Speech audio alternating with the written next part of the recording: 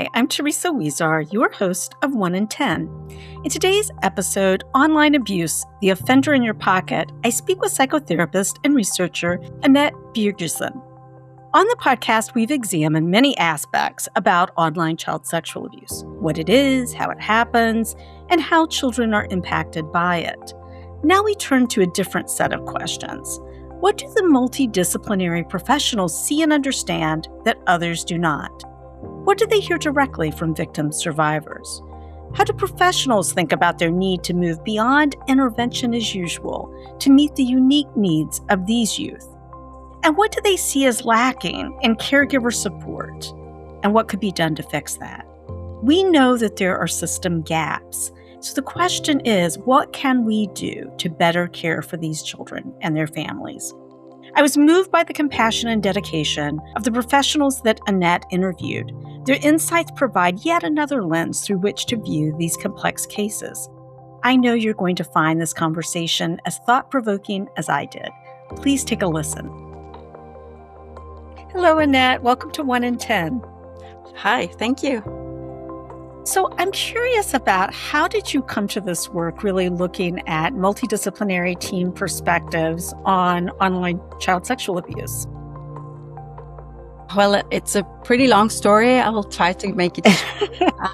I've been a clinician for about almost 30 years now. That sounds incredibly long talking about it like that. And I started as a social worker, and then I've continued to educate myself to become a licensed psychotherapist. So I've been working with kids and adolescents with, from the beginning, harmful sexual behavior. And then also when you work with those kids, you come into the trauma work. And then I kept doing the trauma work. And then I've also been interested in research the whole time. And the last, I would say, 10 years, online sexual abuse has become so much more common, both when you see the kids that actually inflict harm, but also working with victims. Then we started to see, okay, so what can we do? And now when I'm into research, that was one of the areas I was most curious to look into, because I see that professionals struggles a bit in how to meet and support kids, both the ones that have inflicted harm, but also especially victims that have been sexually abused online. One of the things that you noted in your paper was how difficult it is to get a handle on the true prevalence of this. Can you talk about some of the challenges and why the data is a little bit all over the map, depending on the study you're looking at? Yeah, and there's a lot of reasons. We have been working on getting ethics approval to do a lot of different types of studies, from interviewing kids and caregivers to doing more kind of survey approach. And it's really difficult to be able to do that with kids and adolescents that are under 15, which means that we always have to rely on older adolescents to report what they have experienced, or caregivers. And as we know, I mean, the kids that are growing up now, they have a total different experience than the kids that are already 18. It's really hard to get to actually do the studies that we need to do to be able to talk to the kids that are actually online and are seeing and experiencing these things. Also, I think it's kind of become normalized too in their world, that they know that if you're online, you will one of these days be exposed to some things. And most kids are resilient. They kind of block, they turn off, they don't engage in conversations they don't want to. And then it's not a thing. So when you ask about online sexual abuse, there are many reasons why kids would say that, no, that's not me, because maybe they either are resilient and didn't affect me, so I won't report it.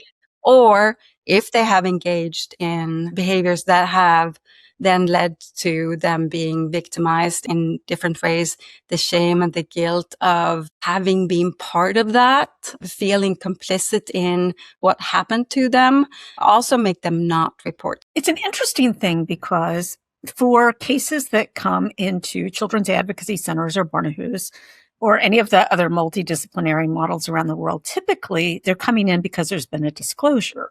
But in an online child sexual abuse case, it's often that something has been discovered that may bring the child in, right?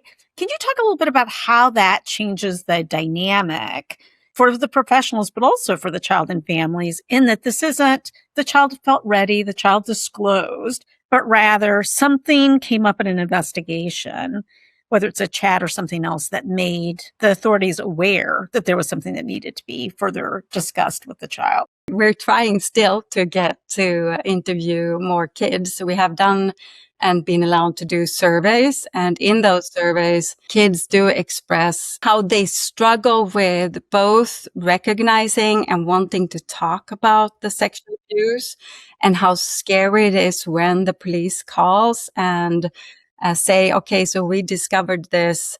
And many times the kids don't even know. So what chat is it? What person? Interesting. What conversation is this? And then they might have to wait for quite a long time until they actually get to their forensic interview. And the forensic interviewers say the same. So most of the cases that the forensic interviewers in Sweden see are not self-disclosed. They are found in different types of chats or in investigations. So they have to do a lot of detective work to even figure out who is this kid. And sometimes they have even approached the wrong family. And I mean, it's a really hard work. So when the kids get to the police forensic interview, there are quite a few kids that don't even recognize or want to recognize that it's them. Some talk, but not willingly. And some, of course, are super relieved that this is finally out in the open and they get to talk about it. So the forensic interviewers really give us a picture of a very broad variation of reactions from the kids. And why kids don't disclose, I mean, there is some research around this. The professionals that we met all seem to be thinking that it has a lot to do with the shame and the guilt of being out online, being, curious, and because this is a part of their sexual exploration online. And that makes it so much harder to talk about, because some of it was maybe exciting and some of it gave them a lot of confirmation and validation, which they wanted. So then how am I to say, when I've been part of the game, how am I then to say that I was abused in that situation? I think that, what you're speaking to is the complexity of this, not only for children as they're deciding to disclose or disclosing or being confronted with documentation or whatever the scenario is, but also the real challenge for professionals in engaging these kids in a healthy and good way, given the fact that they walk into a forensic interview room not knowing whether what the reaction is going to be, whether this is going to be shocking to the child, or whether this is going to be something embarrassing, or whether there will be feelings of, relief or feelings of complicity or whatever. And we'll delve into some more of these perceptions of victims' reactions to this in a moment. But it just, as you were talking, I was thinking that we're also asking an awful lot of professionals, to show up with this broad flexibility about how they're going to respond to whatever they're presented with in that time and space. Can you talk a little bit about the particular research questions you were wanting to explore in this study? Because you were really talking in this particular one to professionals, not to the children themselves. So how they perceived the way that these cases worked and various reactions. Well, so we wanted to really look into the experiences of the professionals when meeting both the children and adolescents and the caregivers. And we wanted to also look into, so what were the challenges in the meeting? So giving support, giving interventions, as well as the system challenges. Were there system challenges?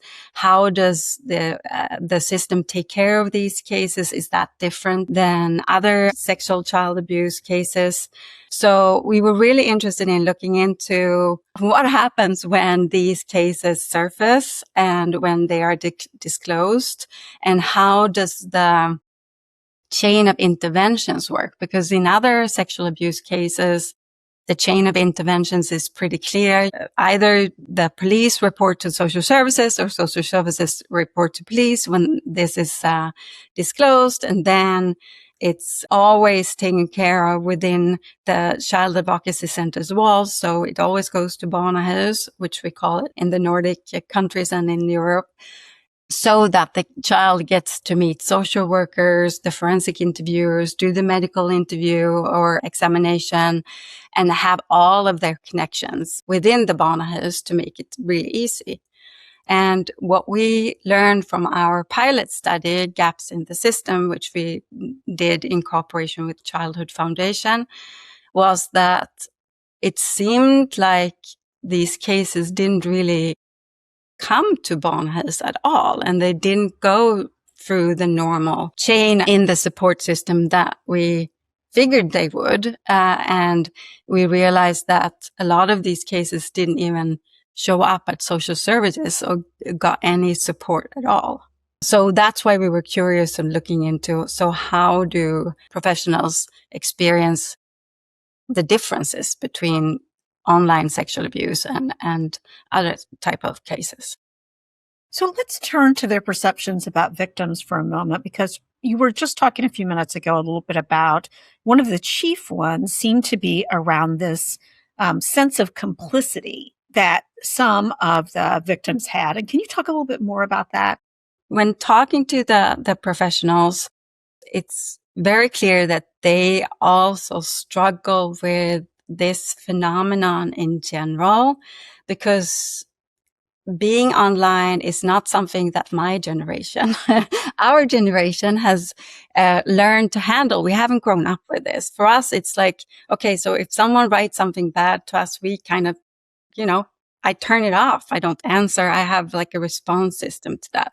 But I have also not learned how to be social, and I have not grown up having part of my life online where, many kids have maybe their only friends and their only friend circles. So it's very different for kids nowadays. And many professionals struggle with understanding or thinking about online connections as real connections.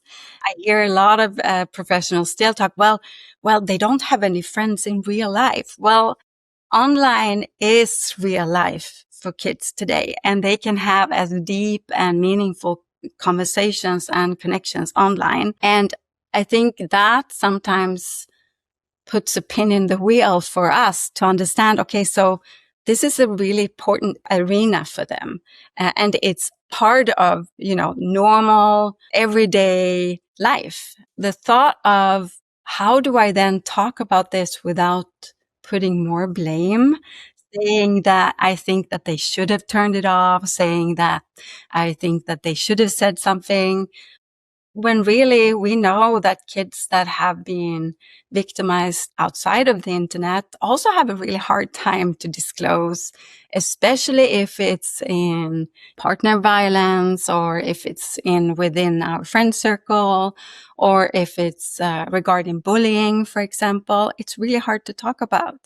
I think a lot of this is also circling around adults' difficulty to comprehend that this is the real world for these kids. And then the hurdle of how do I talk about this without stigmatizing and adding to the shame and guilt. I think that puts a little hurdle into how you speak about it. Well, it's a very interesting thing, because I do think, from other research, that children do often have a sense of this themselves, that they self-blame, right? And that's a really common thing in any type of child sexual abuse. Somehow it must have been my fault. Somehow I must have drawn this toward me. And we know that that is so false. But it's an interesting point you're making, that in these online cases, it can be more difficult for the adults to discern that this is the same type of self-blame, and it shouldn't be treated really any different than any other type of self-blame, right? That we should be saying, that's just wrong. That's wrong. It's not your fault, But because there's essentially a transcript in many cases, or a photo documenting it, I wonder to what extent that documentation component makes it more difficult for people to see that this is erroneous self-blame. Yeah, and I think that's a big part of it. And I think that that's also one of the things that obviously the kids and the caregivers struggle with, because they don't know the extent of what's online and what's still there and what is getting spread in what forms. And, it's kind of, you don't even want to think about it really. It's the same troubles the professionals because, okay, so how do I support and give intervention while this is kind of clearly an ongoing trauma? If an event happens outside of the internet, we have like, it's an event, it happens, and then for most of the time it's over. It's ended. It's an event that we can talk about in past tense. But when it happens online, the event is in past tense, but then the risk of material or pictures or videos spreading makes it into an ongoing thing. So this is kind of an ongoing trauma for the kids. It just keeps repeating. And the fear of, I don't know when this is going to show up, who have seen it. I meet a new person and in my mind, I ask, oh, have they seen those pictures of me online? Because I don't know in which forums they spread. And I think that also makes it difficult for professionals because we have kind of learned that we don't treat ongoing trauma, but we can. And I think that is one of the things that we have learned the last 10 years more about how we can actually still do a lot of interventions and that we could do full treatment, even if there is ongoing trauma. But we need to kind of rethink a little bit of how we do it and then adapt to how we do that.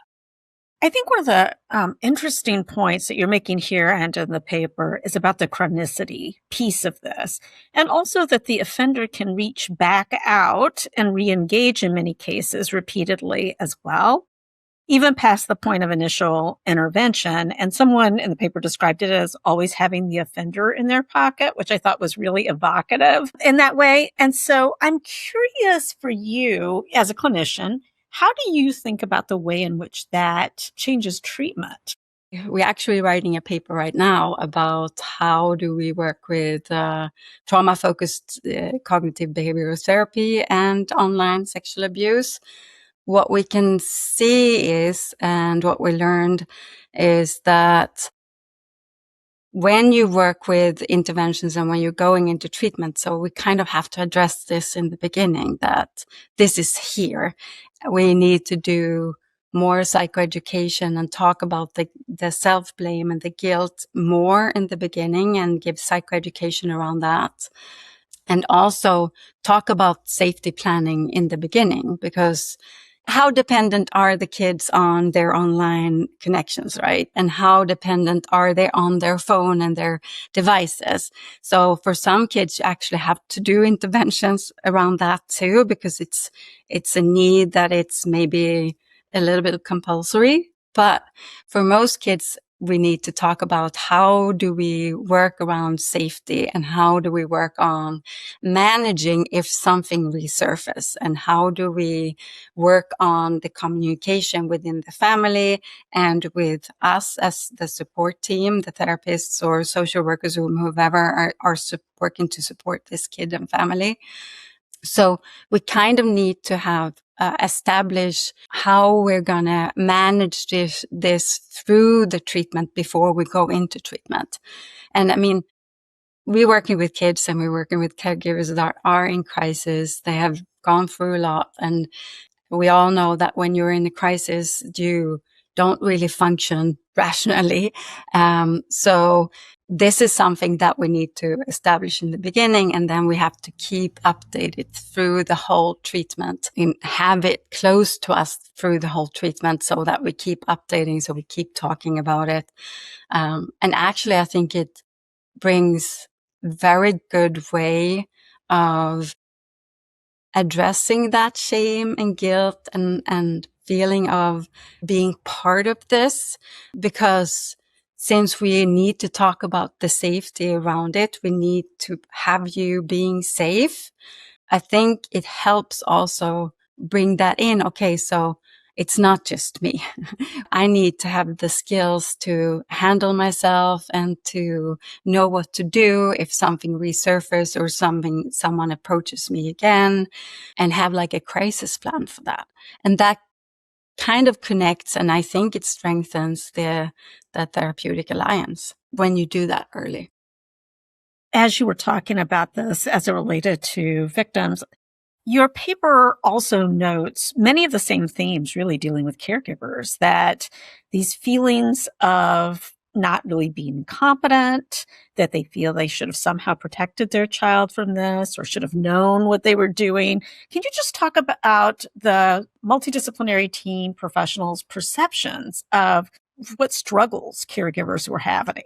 Oh, there were a lot of struggles and a lot of a very large variety of reactions.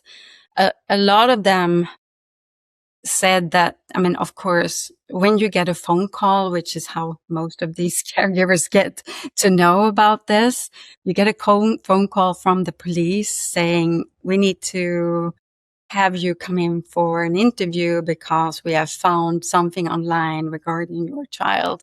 So just for that reaction, and shock. And many describe that caregivers, of course, which you can see if you have just thinking about how a crisis reaction work, right?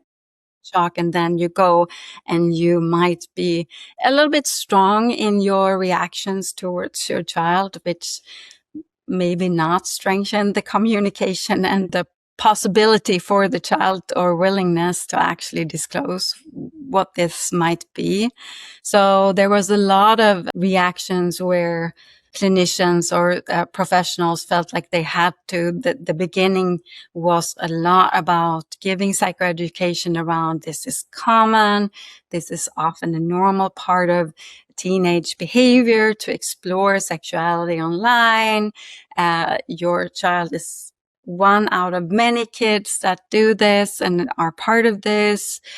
We don't know the extent yet. And like help them just to walk through slowly, both to normalize this situation and behavior, but also help them understand the consequences of the behavior and why kids do this, despite the fact that you have talked about this at home and you have given them information about, if someone approaches you online, you should tell me and you should block them. They all know this. All kids know this. But then in that moment when you are 14, 15, you are, because of your puberty and adolescence, a little bit impulsive, risk-taking, curious.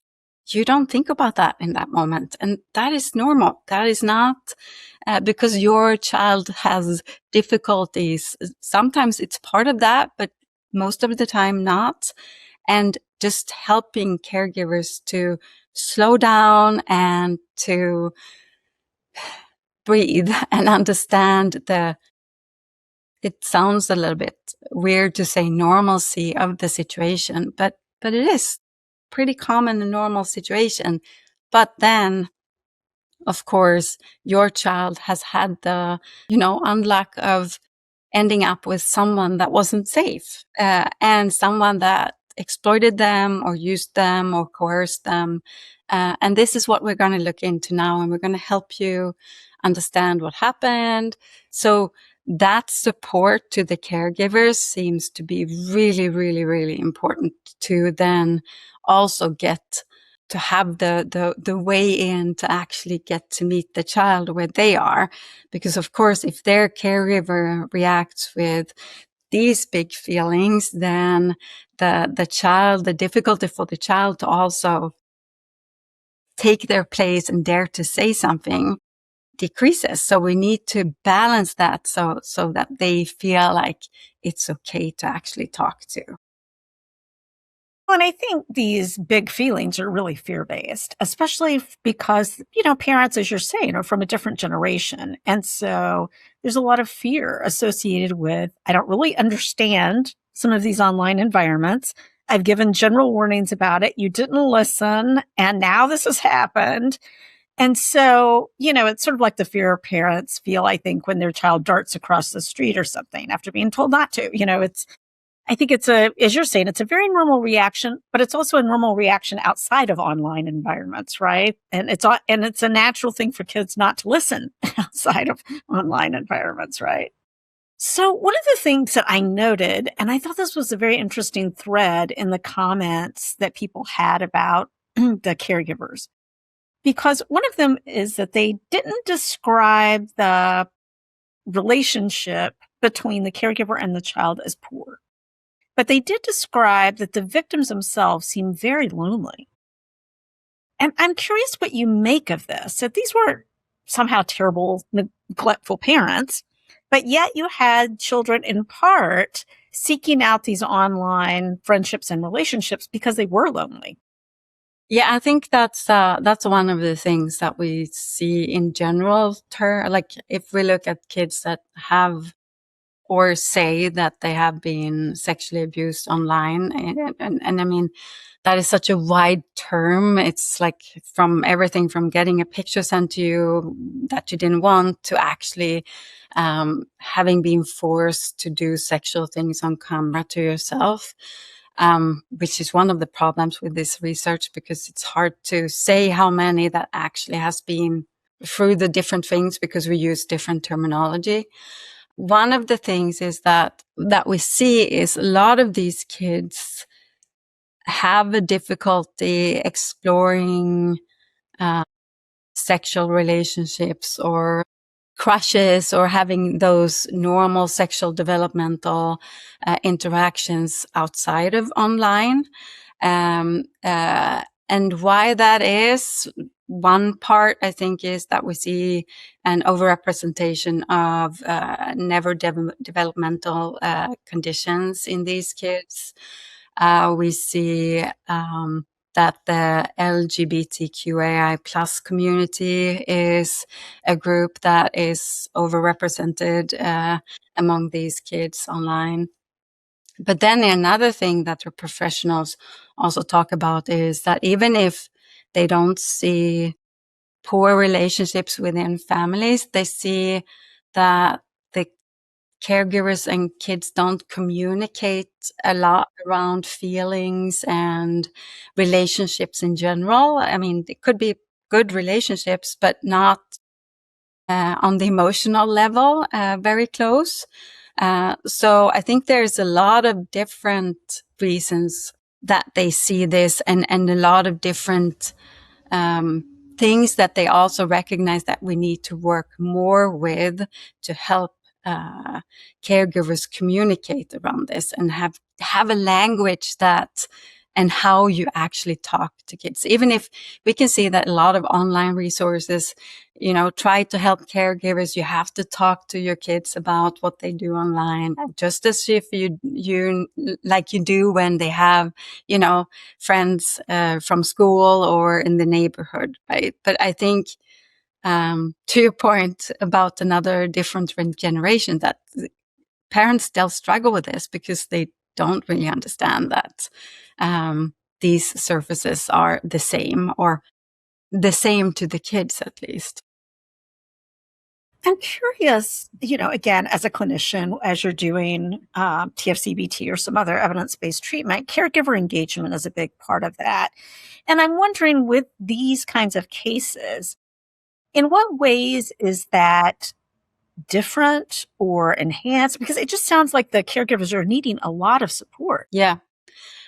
So, I mean, one thing I think many clinicians working with TF-CBT or any other type of trauma interventions struggle with is to engage caregivers and to have the kids, especially teenagers, wanting to engage the caregivers, because that's the thing, like that's a big thing too, that they really don't want the caregivers to be a big part of the interventions because they feel embarrassed and it's not comfortable. And so I think one of the things is that you really need to make sure that you engage a caregiver at least. And if it's not the biological parent, or it might be if they're not available, that you actually make a big effort into finding someone that could be a stand-in for that parent. So it could be an aunt, or it could be a grandparent, or it could be someone adult close to the family, that you still work on trying to get someone involved. And of course, most of all the caregivers, but if you can't find someone that can be there, and that will keep being close to the child after treatment. Because one of the biggest, I think, advantages with the TF-CBT, for example, is that you work really hard on increasing and teaching caregivers and kids to have a better communication. You want the caregiver to take the role of the therapist when the treatment has ended. You want them to be able to feel empowered, to feel like a caregiver that knows what to do, that have the skills to actually have a good conversation with your teenager. So even if it feels like the or even if the teenager don't want to have their caregiver in, if it's not inappropriate in some way because the caregiver wouldn't be able to give what we want them to give, try to make it work and try to find ways to work with both. That's really, really, really important, because that will absolutely increase the likelihood of a good outcome of the treatment. It's interesting, as you were talking, I was thinking it's not just in these cases. I mean, in daily life, it is hard to have challenging conversations. And sometimes, we haven't been taught how to have them, and feeling like you're not sure how to start that. One of the things that was making me think about this is in our work, we have a group for caregivers of elderly parents, and all the kinds of difficult conversations that come up with their care. And so we have a psychologist coming in to talk to folks about how to have those conversations. And it just made me think that I think this is a common thread for people in a caregiving relationship. Is there's a lot of anxiety and fear around asking the questions that need to be asked, about how to know how to even kick off the conversation that you need to have, how to make sure it stays healthy, and that you're dealing with the feelings that rise up out of a challenging conversation. So I think just, kind of culturally and universally, we can all use some help in that. So it's not surprising that these caregivers would need help from a therapist to help guide them in how to kick that off and begin developing their skills. And I think that's part of why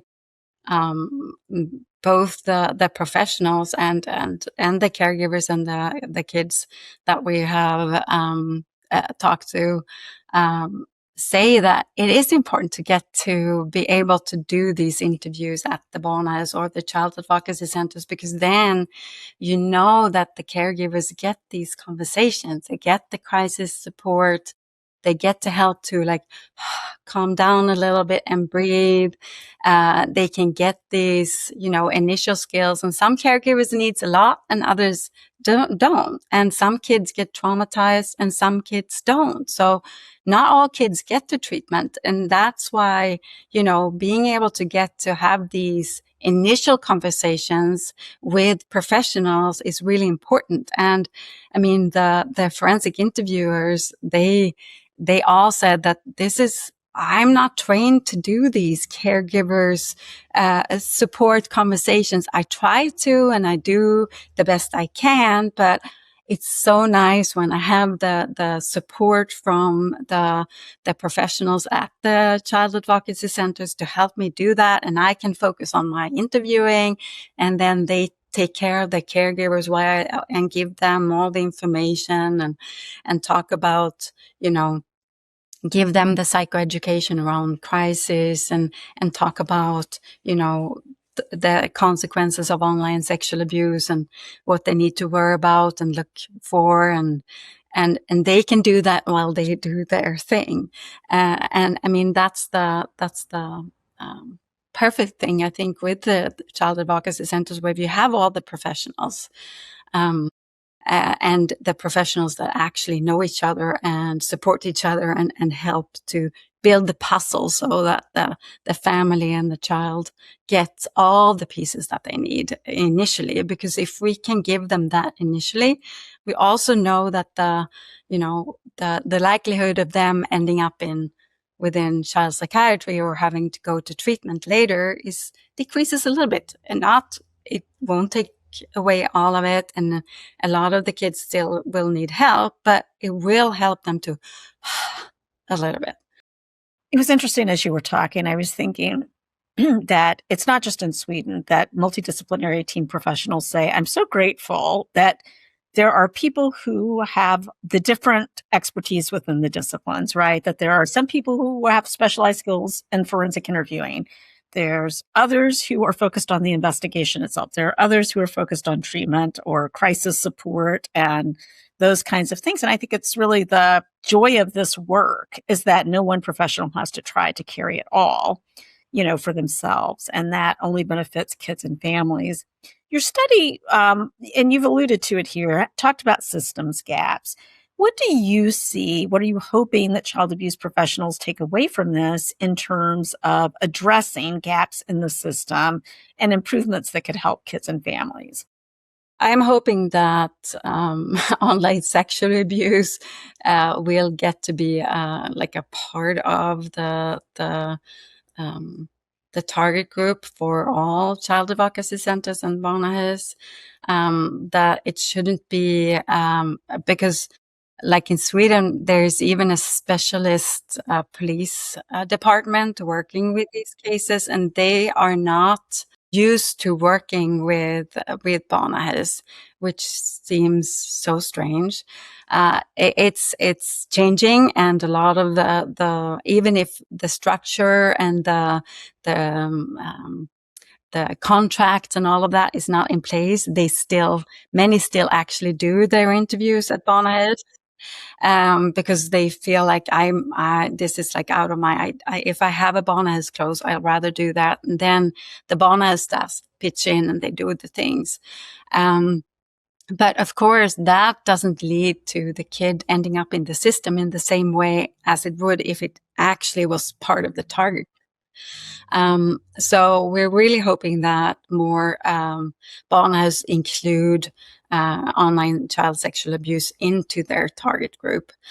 So it's so they actually all the families get to meet all the professionals, because, for example, the medical staff almost never see these cases, and we know that some of the most severe online sexual abuse cases actually also can have physical damages, even if they inflicted them on themselves under force.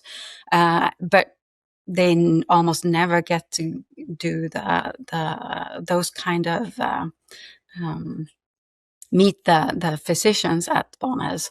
So we hope that we can, raise awareness to politicians to also give barnahus then more resources to actually incorporate this into, as well as for the forensic interviewers, because they need to be part of the barnahus team and have the same skills in giving the psychoeducation, for example. Because if you can give the psychoeducation, even as a forensic interviewer, talking about just validate, normalize a little bit before, you also have a better connection when you go into the interview. And that is some of the things that the professionals did say, that it feels good that I know, and it feels good that I have the support, and the staff, the other professionals at the barnahus, they help me, and we can kind of meet the child together, and they give that, and I can continue repeating what they say. And so it kind of gives a way better connection, and kind of gives also a good example of how you can communicate to the family, and that it's not dangerous to communicate around it. So what else should I have asked you and didn't, or anything else you wanted to make sure we talked about today? I think one of the most important things is that, I think professionals today has realized this is as important to address as other types of abuse. It's not, it doesn't give less consequences. It sometimes even gives more severe trauma symptoms, depending on what type of online sexual abuse you have been through. But also that I really think, and from what we have seen and heard from professionals, is that, for example, TF-CBT really works. Even if you have an ongoing trauma where pictures are still spreading online, you can still do a full TF-CBT and you can get a really good outcome.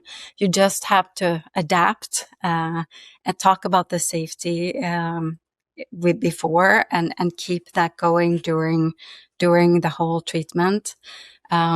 You need to help the child and the caregivers after you have gone through the treatment to find ways and skills to handle the not knowing if this material is spreading and who has seen it.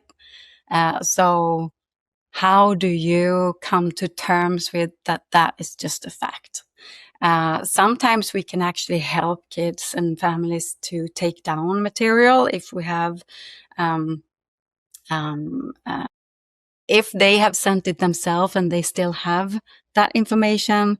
There are tools that some NGOs, for example, and the police can use to take down material, but sadly that's not for everybody. But even if they can't, how you still can live with it and how you can do things to manage to live with it. And it doesn't have to be something that destroys your life or that is up here and very close to you all the time.